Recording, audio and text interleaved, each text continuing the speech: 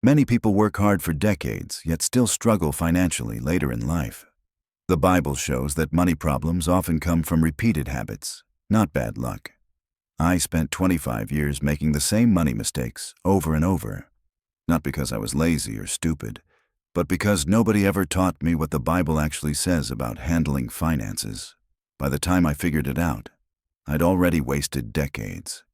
Here are 8 biblical money lessons I wish someone had shown me 40 years ago. Lesson number 1. Save during good times before hard times come. Proverbs 6 verses 6 through 8 tells us to look at the ant. No supervisor, no boss, yet it gathers food in summer and stores provisions during harvest. The ant doesn't wait until winter to prepare. It acts when resources are abundant. I watched my neighbor Jim make excellent money for years. 6-figure income, steady work, everyone thought he had it made. Then the industry shifted, his company downsized. Suddenly he's scrambling to cover basic bills because he never saved when the money was flowing. He assumed the good times would last forever. That's the trap most of us fall into. When paychecks are regular and life feels stable, saving seems unnecessary. Why put money aside when everything's fine right now? But seasons change, industries shift, health fails, the economy tanks. More than half of Americans can't cover a $500 emergency expense. That's not because they don't earn enough. It's because they didn't prepare during harvest. The ant doesn't know exactly when winter arrives, but it knows winter is coming. Same principle applies to your finances. You might not know when the next crisis hits, but you know it will eventually come. Lesson number 2. Avoid debt early or it controls your future. I met a couple in their 50s still paying off credit cards from their 30s. 20 years of minimum payments. The original purchases? Furniture they replaced a decade ago. Vacations they barely remember. Dinners that are long forgotten. But the debt remained, compounding month after month.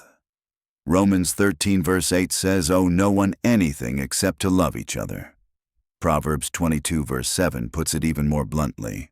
The borrower is slave to the lender. Here's what nobody tells you when you're young. Debt doesn't just cost you money. It costs you options. That job you hate? You can't leave because you need the paycheck to cover payments. That business idea you have? Can't pursue it because the bank owns your cash flow. That opportunity to give generously? Impossible when creditors get paid first. Lesson number 3.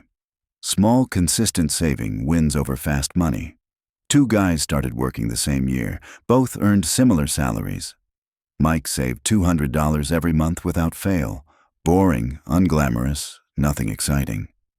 David chased noise, invested in hot stocks, tried crypto trading, always looking for the big score that would change everything. 15 years later, Mike had built real wealth through compound interest and consistent contributions. David had nothing. Every big opportunity he chased either failed or left him back at zero.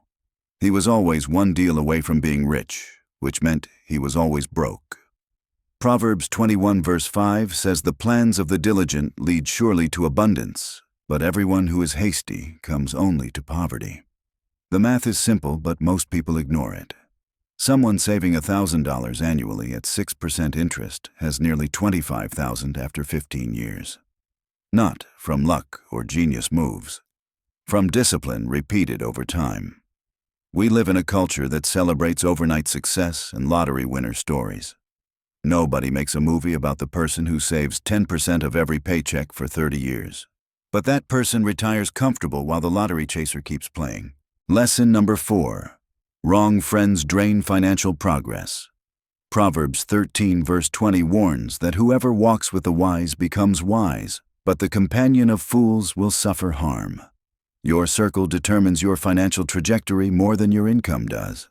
I've seen people making $40,000 a year build wealth because everyone around them values saving. And I've seen people making $150,000 stay broke because their friends normalize expensive habits. Sarah told me she finally got serious about money after she stopped having brunch with certain friends every weekend. Not because they were bad people, but because every gathering turned into spending she couldn't afford. New restaurants, shopping trips, concerts. Keeping up meant staying behind financially. When everyone around you treats debt as normal, you'll think it's normal. When your friends lease new cars every 3 years, you'll feel pressure to do the same. When nobody talks about saving or investing, those concepts feel foreign and uncomfortable. You become the average of the 5 people you spend the most time with. If those 5 people are financially careless, guess where you're headed? Now here's where most people get tripped up, and it's something I didn't understand until much later in life. Lesson number 5. Wealth comes from stewardship, not salary. Luke 16 verse 10 says, "Whoever is faithful in very little is also faithful in much." 2 guys in my neighborhood earned nearly identical incomes for 20 years. Both started around $55,000 annually. Both got similar raises. Both had families. Marcus retired at 62 with over $1 million in assets. Kevin retired at 65 with almost nothing, still working part-time to cover expenses. The difference wasn't their paychecks. Marcus treated every dollar like it mattered. He tracked spending, cut waste, automated savings before he could touch the money. Kevin figured he'd save later when he earned more. Later never came because his lifestyle expanded with every raise. New income meant new expenses. Bigger house, nicer cars, more subscriptions. He managed nothing, so nothing accumulated. Most people think wealth is about how much you make. It's about how much you keep and what you do with what you keep. Someone earning $60,000 who saves 15% builds more wealth than someone earning $120,000 who saves nothing. Stewardship beats income every time. Lesson number 6. Generosity opens unexpected doors. Proverbs 11 verses 24 through 25 say one gives freely, yet grows richer. Another withholds what he should give and suffers want. Tom ran a small landscaping business, barely scraping by. He heard about a single mom in his church who couldn't afford yard work. Her property was getting citations from the city. Tom spent a Saturday fixing it for free. Didn't ask for anything, didn't advertise it. 2 weeks later, someone from her workplace called him. They needed a contractor for a commercial property. That one job led to 3 more. Within a year, his business doubled. Not because he gave to get, but because generosity creates goodwill that spreads. People remember who helped when it cost something. Stingy people protect every dollar and wonder why opportunities pass them by. Generous people create relational equity that pays returns they never calculated. You can't manipulate this principle. Give expecting nothing and watch what happens over time. Lesson number 7. Chasing money alone leads to regret. I watched my uncle build a successful company. Worked 80-hour weeks for 30 years. Missed birthdays, anniversaries, his kids' games. Made millions. Retired exhausted and distant from everyone. His kids barely knew him. His wife had built a life without him because he was never around. He had everything money could buy and nothing money couldn't. Solomon wrote Ecclesiastes after experiencing every pleasure wealth could provide. Ecclesiastes 5 verse 10 says that whoever loves money never has enough. Whoever loves wealth is never satisfied. His conclusion?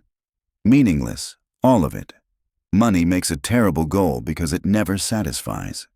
There's always another milestone, another deal, another zero to add. The richest people I know aren't the ones with the biggest accounts. They're the ones who figured out that wealth serves life. Life doesn't serve wealth. If you're sacrificing your health, your family, your peace for a bigger number in your bank account, you're losing the trade. Money should create freedom, not steal it. Lesson number 8. Long-term thinking builds real wealth. Ecclesiastes 11 verse 2 says, "Divide your portion to 7 or even 8, for you do not know what disaster may happen."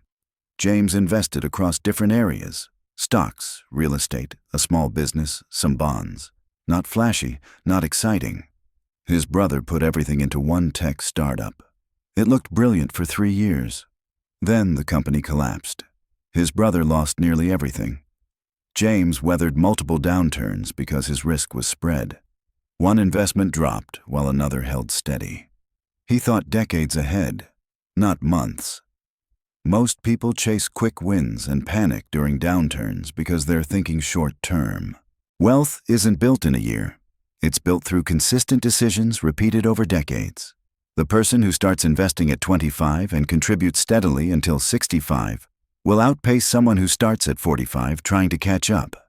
Time does the heavy lifting if you give it something to work with. I learned these by watching others and making some myself. So here's my question for you. Which lesson hit you the hardest today? Was it saving early, avoiding debt, or choosing better influences? Comment the lesson number below. I read every comment, and your answer might help someone else watching.